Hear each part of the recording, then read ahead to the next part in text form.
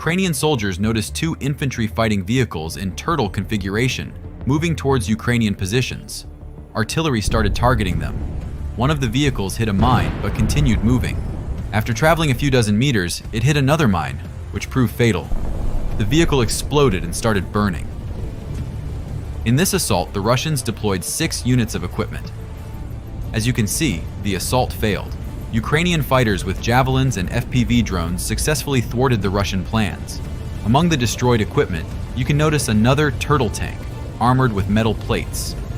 To completely destroy it, several kamikaze drones were launched into the air, one of which strikes the tank from behind.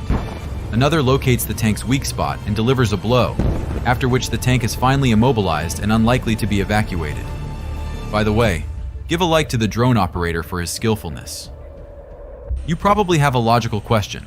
Why do the Russians create such cumbersome structures around the tank? Here is an example of good protection made of thick, solid sheet metal, which has a weak open spot in the front, but is completely closed at the back. However, this is an exception. Here is a photo of another type of armor following this scheme.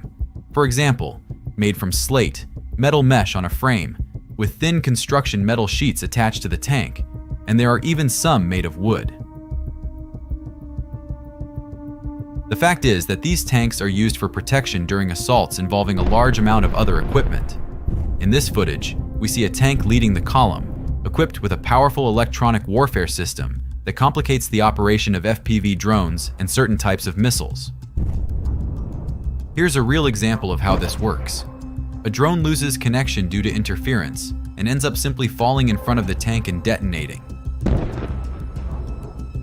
The next point to note is that the turtle tank moves through open fields, which are usually mined. To protect the tank's running gear, a KMT-7 mine roller is attached to it. In this video, you can see a T-72 tank fitted with one of these mine rollers. The tank is also armored with metal sheets and an additional grid made of rebar. Combined with the mine roller, this significantly increases its weight. The engine is clearly not designed for such an overload. Just listen to how it sounds.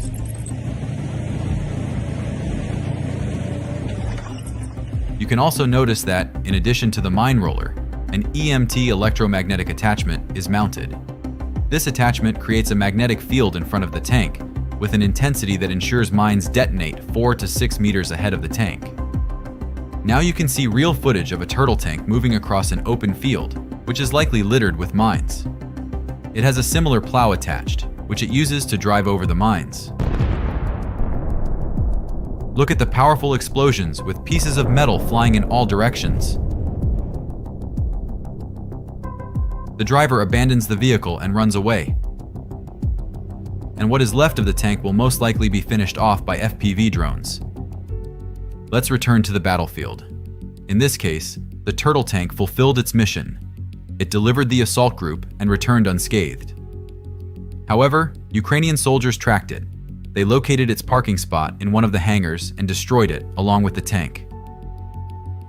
Ukrainian aerial reconnaissance detected another tank with metal armor in the field. An FPV drone approaches the target but does not strike immediately. It circles around to assess the situation and notices that the tank's track is damaged. A decision is made to finish off the vehicle. The drone accelerates and strikes the tank's cannon. Another drone is launched, which circles behind the tank and strikes the engine. The electronic warfare (EW) systems that the Russians install on their Frankenstein tanks will soon become ineffective. Here is a recent video showing a powerful EW system mounted on a grill tank. Look, the same system is also installed on a turtle tank. This doesn't stop the drone operator from approaching an open hatch and accurately dropping a grenade. After the explosion, a fire breaks out, and eventually, the tank is completely destroyed. The reason drones can approach equipment with EW systems without interference is the signal range. Ukrainian forces operate on a wide range of signals, selecting frequencies that the EW systems cannot jam. In this video, you can see the successful operation of a new development by Ukrainian forces, a homing drone. You can see a square that captures and locks onto the target. Even if the Russian EW system disrupts the drone's communication, it will continue to stay locked on the target and eventually strike it automatically. The turtle tank will be reduced to a heap of burnt metal, as you can see in these photos. The same thing happened during the recent offensive on Kharkiv. A column of various equipment was destroyed, including the Frankenstein tank, which, like the rest, was destroyed by FPV drones. This video is from a Russian workshop. After instances of turtle tanks being destroyed, they decided to weld on these additional elements. They believe these will protect the weak spot where kamikaze drones often hit from a steep trajectory. This video clearly demonstrates the effectiveness of their innovation. The turtle tank is burning. A moment later, it explodes violently. Tiny pieces of molten metal fly tens of meters. Yes, the turtle tank caused some surprise initially, but Ukrainian soldiers quickly adapted. Today, they do not pose a critical threat.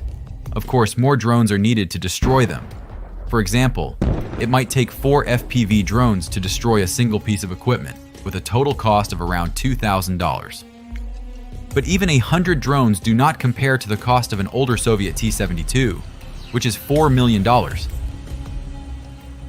In general, the Russians focused on characteristics such as maneuverability and speed when producing tanks.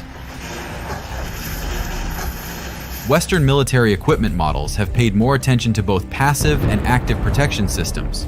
This has affected the operational characteristics, but not critically. Moreover, a French-German company recently went even further and has already developed and installed a special module on the Boxer multi-purpose combat armored vehicle that shoots down drones. You can see 9 simulated drone targets being lifted into the air for testing. Inside, the crew identifies the targets displayed on the screen using a 360-degree surveillance system. The operator opens fire with a 30mm cannon, accurately hitting the targets with airburst rounds. Just look at how quickly the drones fall, like flies. The system works very precisely and quickly, leaving the drones no chance, not only to hit, but even to approach the armored vehicle.